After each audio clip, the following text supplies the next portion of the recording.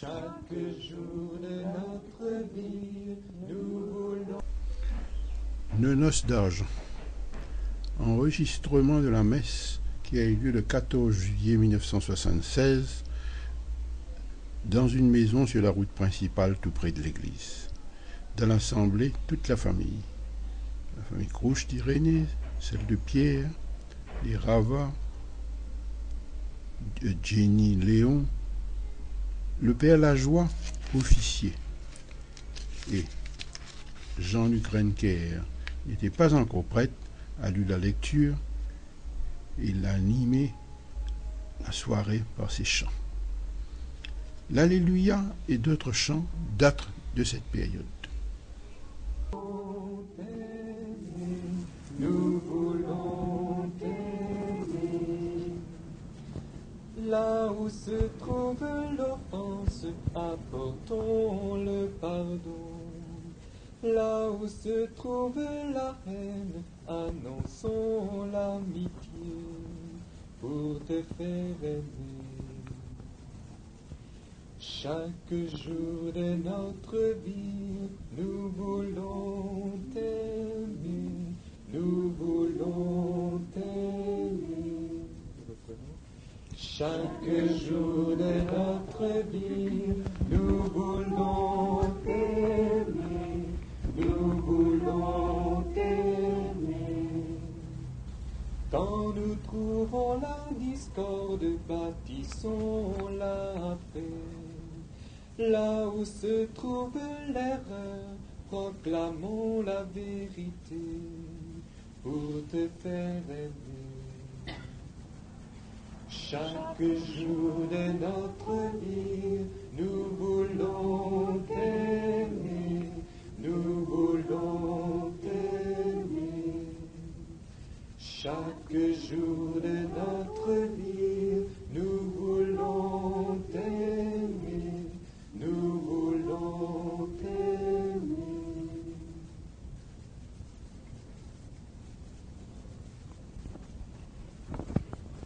Nous allons dire ensemble maintenant gloire à Dieu au plus haut des cieux, gloire à Dieu parce que Dieu a mis au cœur de l'homme ce qu'il y avait, ce qu'on pouvait imaginer de plus sensationnel, de plus beau, l'amour. Gloire à Dieu au plus haut des cieux et paix sur la terre aux hommes qui l'aiment. Nous te louons, nous te bénissons, nous t'adorons, nous te glorifions, nous te rendons grâce pour ton immense gloire. Seigneur Dieu, Roi du ciel, Dieu le Père Tout-Puissant, Seigneur Fils unique Jésus-Christ, Seigneur Dieu, agneau de Dieu, le Fils du Père, toi qui enlèves le péché du monde, prends pitié de nous. Toi qui enlèves le péché du monde, reçois notre prière. Toi qui es assis à la droite du Père, prends pitié de nous. Car toi seul es saint, toi seul es Seigneur, toi seul es le Très-Haut, Jésus-Christ, avec le Saint-Esprit, dans la gloire de Dieu le Père. Amen. Prions. Seigneur notre Dieu, regarde-nous ce soir, nous qui sommes les parents, les amis de Sténué de Denise. Jette un regard de bonté sur ce couple qui fait 25 ans de mariage. Jette un regard de bonté sur leur famille. Donne-leur de toujours te rendre grâce. Donne-leur de toujours te remercier. Par Jésus-Christ, ton Fils, notre Seigneur, qui vit et règne avec toi en l'unité du Saint-Esprit pour les siècles des siècles. Amen. On va écouter une lecture que Seigneur a choisie, il y a 2 jours. Une lecture tirée de Saint Paul Corinthien. Ceux qui peuvent s'asseoir.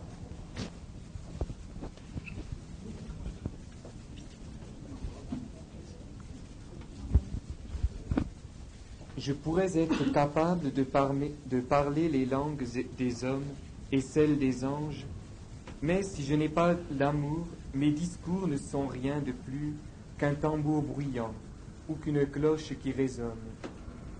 Je pourrais avoir le don d'annoncer des messages reçus de Dieu, je pourrais posséder toute la connaissance et comprendre tous les secrets, Je pourrais avoir toute la foi nécessaire pour déplacer les montagnes, mais si je n'ai pas d'amour, je ne suis rien.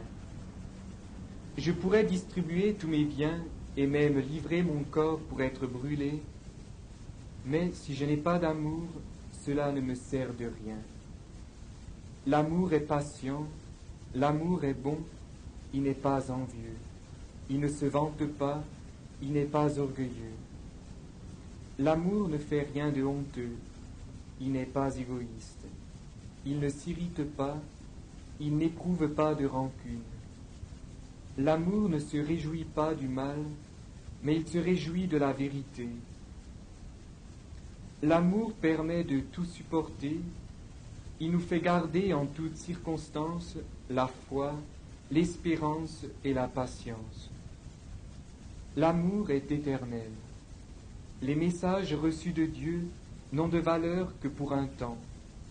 Le don de parler avec des mots étranges prendra fin, la connaissance disparaîtra. Car nous ne connaissons qu'incomplètement et nous nous donnons qu'incomplètement les messages divins. Mais quand ce qui est parfait viendra, ce qui est incomplet disparaîtra. Lorsque j'étais enfant, je parlais, pensais et raisonnais comme un enfant. Mais une fois devenu homme, j'ai abandonné tout ce qui est propre à l'enfant.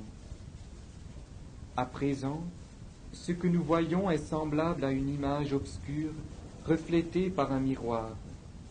Alors nous verrons face à face. À présent, je ne connais qu'incomplètement. Alors je connaîtrai complètement comme Dieu me connaît. Maintenant, ces trois choses demeurent, la foi, l'espérance et l'amour. Mais la plus grande des trois est l'amour. Nous prenons un refrain. Oh, quelle est longue cette route qui me conduit vers toi. Oh, quelle est longue cette route qui me mène à toi. Oh, quelle est longue cette route qui me conduit vers toi. Oh, quelle est longue cette route qui me mène à toi. Chaque jour j'essaye de te dire et de te chanter, et ce n'est dans aucun livre que je t'ai trouvé.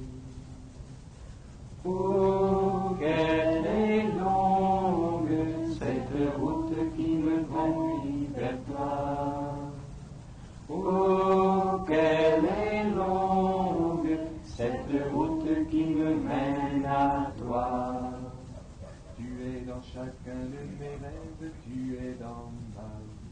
Pour chaque jour qui s'achève, je te remercie. Oh, quelle est longue cette route qui me conduit vers toi. Oh, quelle est longue cette route qui me mène à toi. Je t'ai cherché dans les nuages le long de nos jours, et c'était dans chaque visage qu'était ton amour. Oh, quelle est longue cette route qui me conduit vers toi. Oh, quelle est longue cette route qui me mène à toi.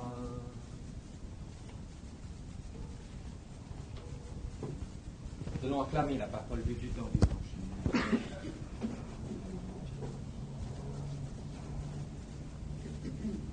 Alléluia, Alléluia, Alléluia. Alléluia, Alléluia, Alléluia.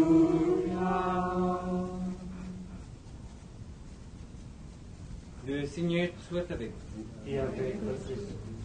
Évangile de Jésus-Christ selon saint Matthieu. Gloire à toi, Seigneur.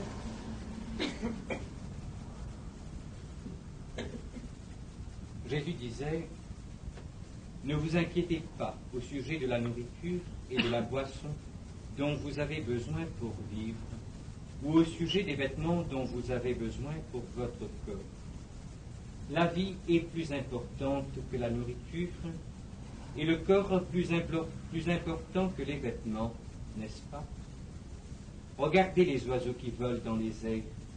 Ils ne sèment ni ne moissonnent, ils n'amassent pas de récolte dans des greniers, mais votre Père qui est au ciel les nourrit. Ne valez-vous pas beaucoup plus que les oiseaux? Qui d'entre vous parvient à prolonger un peu la durée de sa vie par le souci qu'il se fait? Et pourquoi vous inquiétez-vous au sujet des vêtements? Observez comment poussent les fleurs des champs. Elles ne travaillent pas et ne fabriquent pas de vêtements. Pourtant, je vous le dis, même Salomon, avec toute sa richesse, n'a pas eu de vêtements aussi beaux que l'une de ses fleurs. Dieu habille ainsi l'aigle qui se trouve aujourd'hui dans les champs et qui demain sera jeté au feu du four. Ne vous habillera-t-il pas à bien plus forte raison vous-même? Comment votre foi est petite? Ne vous inquiétez donc pas en disant: qu'allons-nous manger? Qu'allons-nous boire? Avec quoi nous habillerons-nous? Ce sont les païens qui cherchent continuellement tout cela. Mais votre Père qui est au ciel sait que vous en avez besoin. Préoccupez-vous d'abord du royaume de Dieu et de la vie juste qu'il demande, et Dieu vous accordera ainsi tout le reste.